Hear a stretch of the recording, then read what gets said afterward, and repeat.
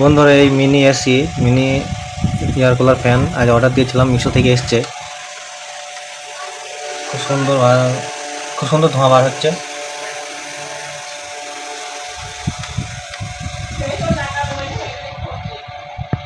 আনবক্সিংটা open box delivery ছিল, আনবক্সিংটা দেখাতে পারলাম না। এই যে ঢাকনিটা তুলে জলটা দিতে হয়। জল আছে, ইউএসবি চার্জারের সঙ্গে কানেক্ট করা আছে, বোর্ডের সাথে চার্জার, টাইপ সি কেবল। জল প্রায় শেষ হয়ে গেছে, ঢাকনাটা বন্ধ করে দিতে হবে।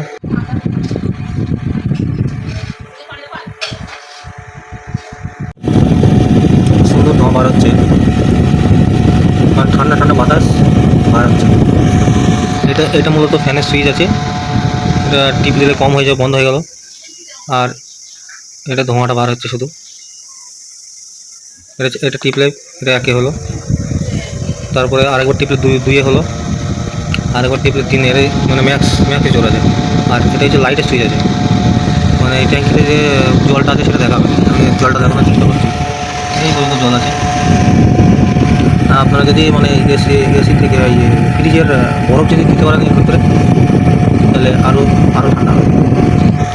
আর এটা মূলত আছে অ্যালার্ম সেট করা, মানে 2 ঘন্টা 1 ঘন্টা, এটা 1 ঘন্টা, এটা দুবার টিপলে 2 ঘন্টা, তারপরে আছে 3বার টিপলে 3 ঘন্টা।